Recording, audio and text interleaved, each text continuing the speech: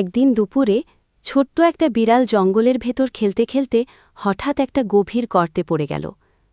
বিড়ালটি mu mu করে চিৎকার করতে লাগল, বাছাও, কেউ কি আছো? অনেকক্ষণ কেটে গেল, কেউ এলো না। তখনই গর্তের পাশ দিয়ে যাচ্ছিল এক খরগোশ। সে থেমে গেল।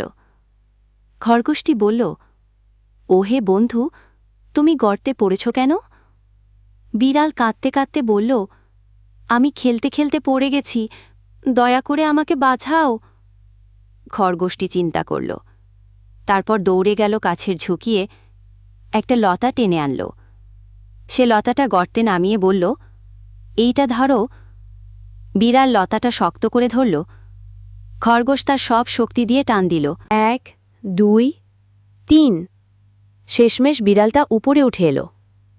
বিড়াল আনন্দে লাফিয়ে উঠল, তুমি আমার জীবন বাঁচালে, আমি তোমার এই ঋণ কোনোদিন ভুলব না। খরগোশ হেসে বলল, বন্ধু তো বন্ধুর পাশে দাঁড়াবেই।